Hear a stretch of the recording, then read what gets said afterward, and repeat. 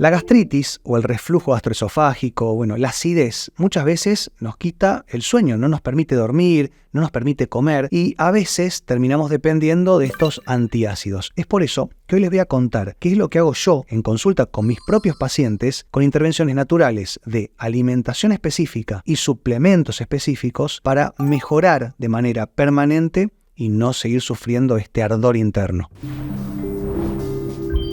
Cuando tenemos acidez, o gastritis o reflujo, tenemos que entender si es por falta de ácido clorhídrico o exceso de ácido clorhídrico. Y obviamente, terminamos de comer, muchas veces mal, cenamos, tarde, nos acostamos y sentimos que empieza este reflujo y nos quema el estómago, nos quema la garganta, nos genera tos, flemas, carraspera, pero no terminamos de entender por qué, cuál es la causa y terminamos dependiendo de estos mal llamados protectores gástricos que, si bien controlados y supervisados por un facultativo, son muy útiles en un tiempo determinado, a veces cuando ya nos hicimos adictos y ya sin supervisión, los utilizamos de manera adictiva, no los podemos dejar porque sentimos que nos prendemos fuego. Entonces, lo primero que tenemos que entender es si sufrimos, se llama de una hiperclorhidria o una hipoclorhidria. Y si bien esto, obviamente, lo podemos hacer con un profesional que sepa,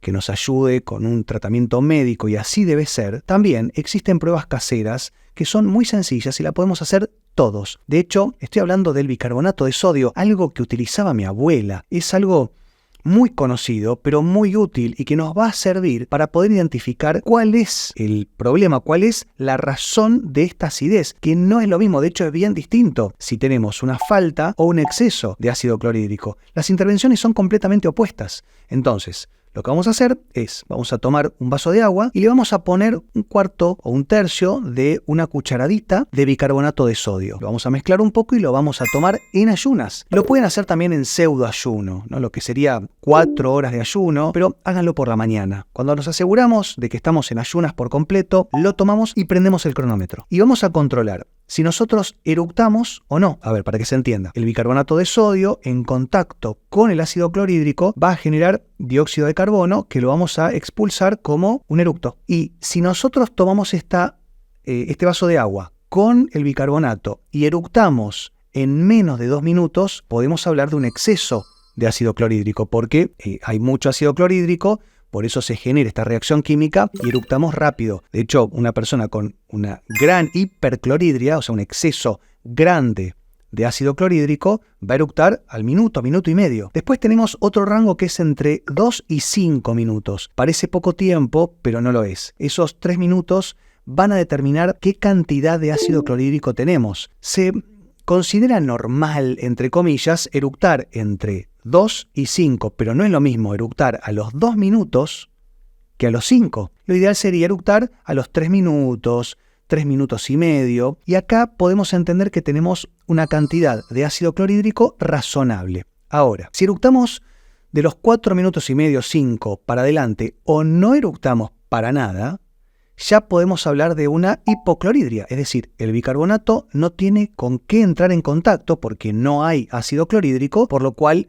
no vamos a eructar. El problema que tiene esto generalmente es que muchas veces algunas personas que no están acostumbradas a eructar no saben si lo hicieron, si no lo hicieron, a lo mejor les salió un poquito y no saben si esto es algo para tener en cuenta o no, por lo cual repítanlo 2 o 3 días seguidos para poder tener como un registro de hipo o hiperclorhidria. Creo que sería lo mejor, lo más razonable, y de ahí darse cuenta en qué situación están. Si ustedes eructaron antes de los 2 minutos y estamos hablando de una hiperclorhidria, generalmente estamos hablando de una cuestión más de una mala alimentación en combinación con estrés crónico o una mala gestión del estrés, sobre todo a nivel laboral o psicoemocional. Por otro lado, si eructaron de entre los 2 y los 5 minutos, pero siguen teniendo acidez, acá vamos a tener que hablar de una cuestión un poco más química. Tenemos que empezar a entender qué estamos comiendo y sobre todo cómo estamos durmiendo. Y por otro lado, si no eructamos, es decir, si pasaron 5 minutos y no eructamos o fue muy poquito y estamos hablando de una hipoclorhidria, es decir, una falta de ácido clorhídrico, tenemos que entender si estamos tomando, estos se llaman inhibidores de la bomba de protones, ¿no? Estos antiácidos, y nos están quitando por completo el ácido clorhídrico, y esto tiene que ver más con una cuestión de adicción a estos fármacos y también una adicción a ciertos productos comestibles, ¿no? Estamos comiendo mal y estamos apoyándonos mucho en estos antiácidos que finalmente nos van a quitar el ácido clorhídrico, entonces no lo hagan. Tenemos que tener en cuenta también, como les decía, la alimentación, el ejercicio, el estrés, si estamos descansando bien, pero también el Helicobacter pylori, si bien, como les digo siempre, ¿no? Es un viejo amigo nuestro que nos acompañó en toda la evolución humana, y yo, si quieren entender más sobre esto, les dejo aquí arriba el enlace del video de Helicobacter pylori, pero tenemos que entenderlo porque cuando nos contagiamos de Helicobacter pylori de adultos tiene sus riesgos, por lo cual hay muchos exámenes, ahora nuevos incluso, que no requieren de una endoscopía, por lo cual es más accesible entender si lo tenemos o no y que también puede generar acidez. Pero al mismo tiempo, es irónico, ¿no? Pero es real. Si nosotros tenemos una falta de ácido clorhídrico, el Helicobacter pylori va a proliferar aún más, porque obviamente si es una bacteria que se desarrolla y se desenvuelve en el estómago, es porque se siente cómodo en un medio ambiente ácido. Si nosotros le quitamos esa acidez al estómago, el Helicobacter pylori se va a sentir amenazado, va a descender a la pared del estómago, se va a literalmente atornillar a la mucosa y va a empezar a generar básicamente un desastre. Por eso es tan importante recuperar la acidez de ese estómago. Y acá es donde muchos pacientes me dicen, pero para Javier, vos me estás diciendo que para que yo tenga menos acidez, ¿tengo que aumentar la acidez del estómago? Sí. Yo sé que suena un poco contradictorio o hasta incluso irónico, pero no. La falta de acidez genera mucha acidez o gastritis o reflujo. Piensen lo siguiente, la válvula, ¿no? El esfínter que separa el esófago de arriba al estómago por abajo, se llama cardias, funciona por diferencia de presión, pero también funciona por diferencia de pH, es decir, funciona por diferencia de acidez. Si hay mucha acidez en el estómago y poca acidez en el esófago, se va a cerrar bien, pero si esta acidez del estómago empieza a perderse, va a empezar a fallar y vamos a tener más reflujo. Cuando nosotros con esta prueba muy sencilla y casera del bicarbonato pudimos entender si tenemos correcta cantidad de ácido clorhídrico en el estómago, falta o exceso, vamos a actuar en consecuencia. Y voy a empezar por lo más común. Esto es algo que lo veo todos los días en consulta, no me canso de aplicar estos tratamientos y la gran mayoría mejora. Pero les voy a contar mi secreto para que la gente que sobre todo tiene hipocloridria y que generalmente me da muy buen resultado.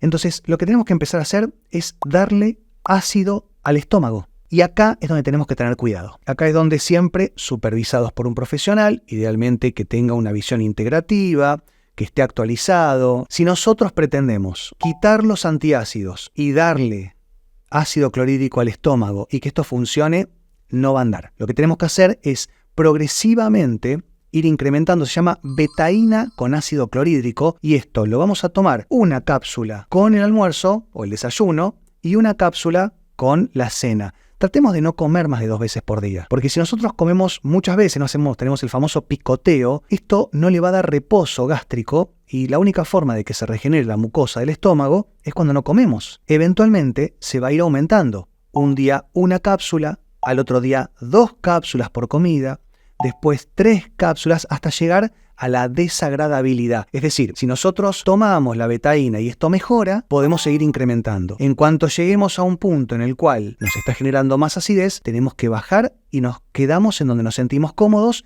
y ahí por 3 semanas. A partir de las 2 semanas, 3, van a empezar a sentir que la misma dosis que antes les hacía bien, ahora les genera acidez. Y eso quiere decir que el estómago ya está produciendo su propio ácido clorhídrico, por lo cual empezamos progresivamente a disminuirlo. Esta es la clave que yo utilizo y que todos los profesores explicamos a nuestros alumnos cuando queremos abordar la gastritis o el reflujo gastroesofágico. Tenemos que acompañar esto con intervenciones de todo tipo, ¿no? Sobre todo con alimentos, como por ejemplo el jengibre. El jengibre, sobre todo el té de jengibre, va a ser muy bueno para estimular la producción de ácido clorhídrico. Es decir, el té de jengibre va a ser como una betaína clorhidrato natural, por lo cual lo pueden utilizar para estimular. Por otro lado, el vinagre de manzana, todo el mundo lo conoce, todo el mundo lo utiliza y a nadie le cae mal, sobre todo en ayunas. Esto no solamente va a estimular a la correcta síntesis y generación de ácido clorhídrico, sino también a la regulación del pH estomacal, ¿no? La correcta acidez dentro del estómago. Por otro lado, el limón. El limón es clave. A mí lo que me gusta hacer es, eventualmente, medio vaso de agua, una cucharadita de aceite de oliva virgen extra con un poco de limón, ¿no? Jugo de limón natural, recién cortado, ¿eh? Lo batimos y lo tomamos en el momento.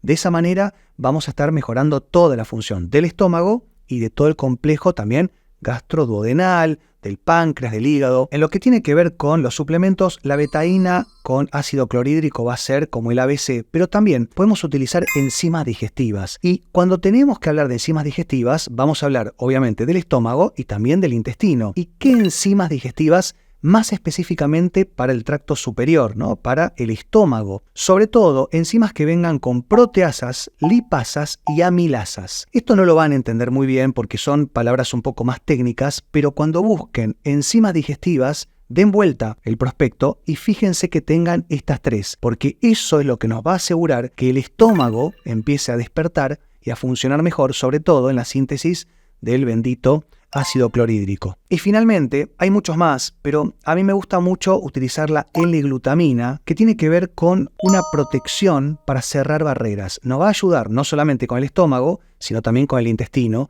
para corregir la hiperpermeabilidad que tenemos, no solamente en el intestino, sino también en la mucosa gástrica. Ya sea por un trastorno digestivo alto o bajo, la L-glutamina siempre es útil y sobre todo 30 minutos antes de cada comida. Ahora, para el exceso es otra historia. Si nosotros tenemos una hiperclorhidria, es decir, el estómago está generando mucho ácido clorhídrico, tiene que ver sobre todo por un exceso de hiperactividad mental y un exceso en la mala alimentación. Todos tenemos nuestras cuestiones con la alimentación que a veces no las hacemos del todo correcta. Pero si nosotros tenemos una dieta basada en carbohidratos refinados y no nos cuidamos, tomamos mucho alcohol, mucho café, el ácido clorhídrico va a ser la única herramienta del estómago para defenderse o para tratar de gestionar con todo esto, ni hablar si tenemos Helicobacter pylori, y acá es donde tenemos que también tener un poco de conducta nosotros, es decir, tenemos que empezar a hacer una alimentación consciente, porque si no, hagamos lo que hagamos en suplementos, no va a funcionar. Pero en lo que tiene que ver específicamente con hiperclorhidria, lo que yo utilizo es el aloe vera. Es fantástico.